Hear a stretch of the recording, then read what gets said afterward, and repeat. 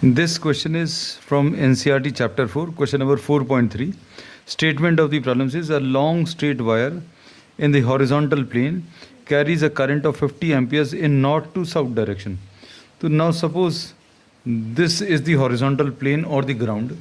ये plane है या horizontal ground है, and this is the north direction and this is the south direction, and this is east direction and this is the west direction, and this current is traveling from north to south direction.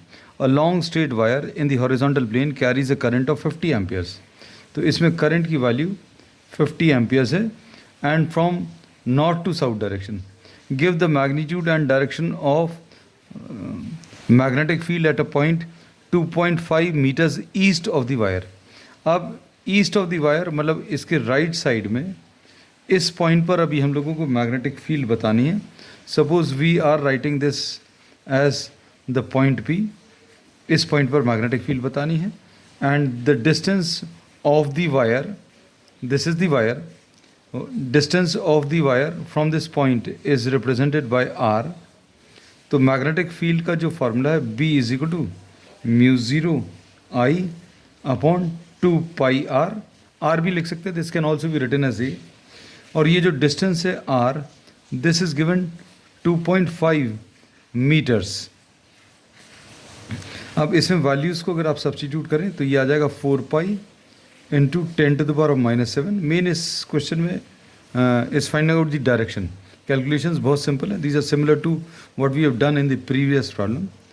Current की value 50 amperes upon 2 pi into r, the distance of the point from the wire, this is 2.5 amperes. तो 2 into 2.5 ये 5 आ जाएगा. this cancels 10 times और pi cancel होगा. तो अब इसको simplify करने पर ये कितना आ जाएगा 4 into 10⁻⁻⁷ and this is 10⁻⁻1.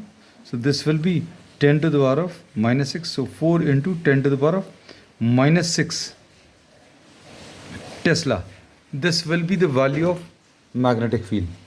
अब इसमें इन्होंने इधर पर डायरेक्शन पूछा है, तो डायरेक्शन बताने के लिए we make use of the right hand rule. Right hand rule अभी हम लोग को इसमें क्या बोलता है? राइट हैंड रूल इसमें ये बोलता है कि thumb pointing in the direction of current. Thumb pointing in the direction of current.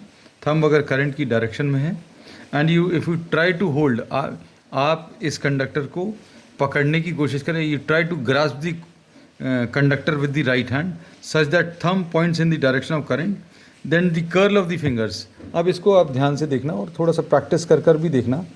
This is the direction of current और आपने इसको ऐसा पकड़ने की कोशिश की है such that the thumb points in the direction of current.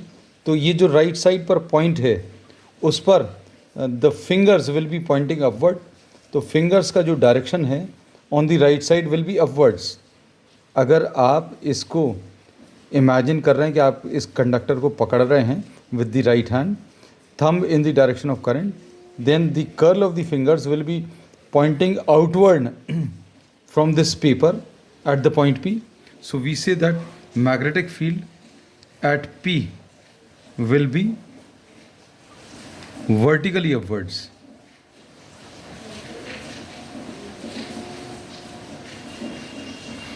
And the magnitude of the magnetic field will be 4 into 10⁻⁻⁶.